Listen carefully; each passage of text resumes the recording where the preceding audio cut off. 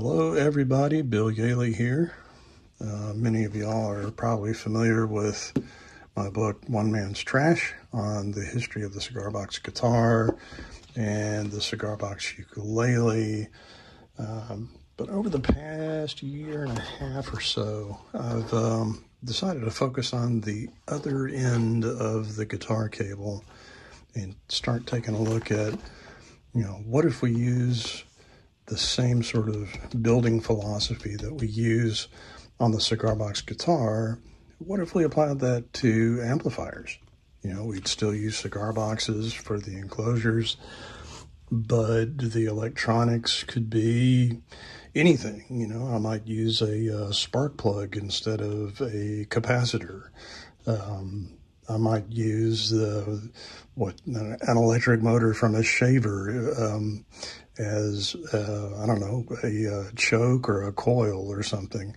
Anyway, just spitballing some ideas there.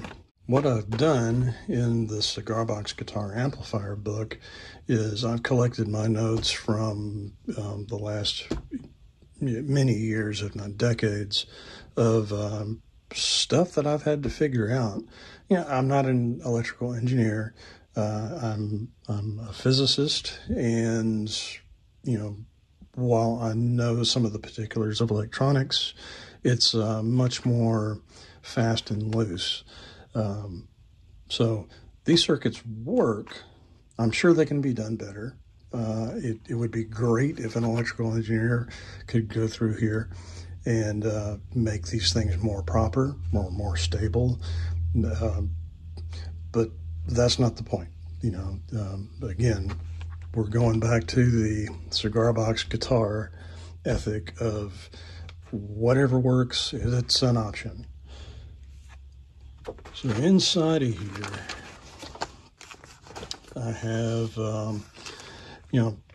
like other amplifier books that I've gone through, I break up the amplifier into chunks. Of course, we have the source, which is our guitar. And we've got buffers and gain stages. We've got the tone stack and the whole EQ. We've got the power amp or the speaker driver. Those are the pretty basic bits that most people talk about. But we don't usually talk about the enclosure. In our case, it's a cigar box. Power supplies. There's ample power supplies out there, many of which have been taken apart to create the amps in the book.